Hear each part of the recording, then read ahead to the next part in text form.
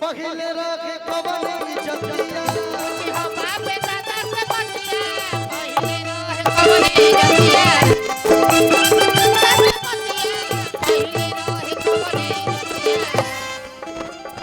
जहाँ जहाँ भी मैं ये लाइन गाता हूँ मेरे अंदर एक छोटा सा भाव आता है कि भगवान करे कि और लंबा उम्र हो हमारे आदरणीय लालू प्रसाद यादव चाचा जी का। अगर वो जीवन नहीं होंगे हम लोग ऑफिशियली अनाथ हो जाएंगे। उनका दिया करा सब वो नहीं होते तो इतना औकात नहीं था हम लोग का। हम मंच पे खुल के गा सके, आप कार्यक्रम करा सके, आप बारात में जो चाहे वो कर सके अपने बेटे के बारात में। वो हक नहीं था, उस एक मर्द इंसान ने हक दिलवाया है। बेटी बहन सुरक्षित बाड़ी से आज हमरा चाचा के देन कि पूछी हम बाप दादा से बतिया पहिले रहे कबनी जतिया पूछी हम बापे दादा से बतिया पहिले रहे कबनी जतिया बाबूजी से पूछी हम दादा से पूछी हम बाबूजी से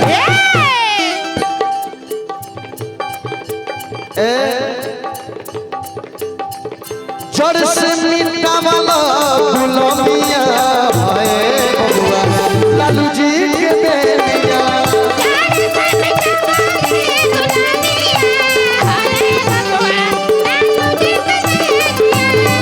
उछिया भुटनिया है बबुआ लालू जी के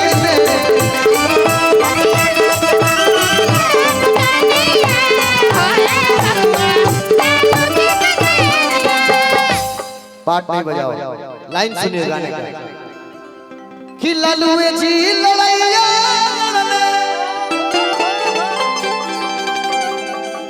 जेल वो जाए से न डरले हे लालू जी लड़ैया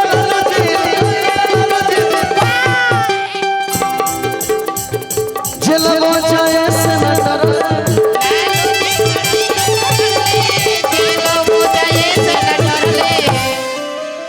अंत में एक बात बोलूंगा मैं, बाण फिर तेजस्वी जरूरी न तो नैया जाई बूढ़ी।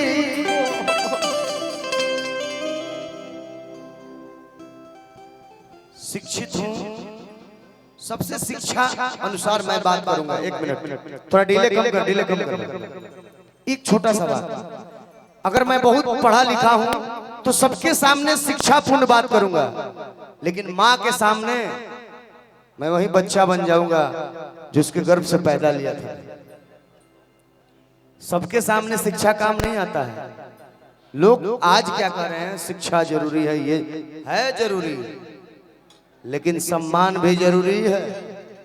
मेरा कहना ये है, जो भी हो लोग के सोच बा कि बड़ फिर तेजस्वी जरूरी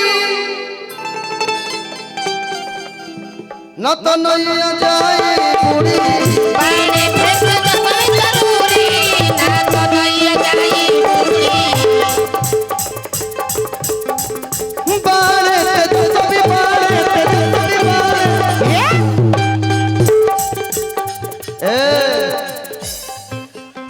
मैं तो खुल के बोलता हूँ क्या चंदन यादव खटिला के लिया है लालू जी के देनिया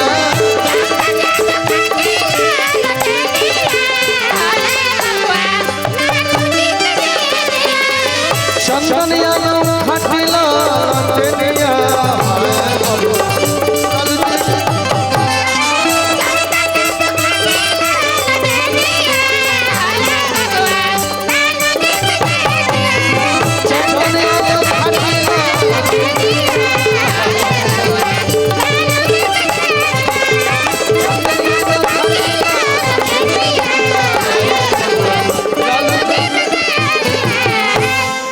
धन्यवाद, प्रणाम, जय हिंद, जय भारत।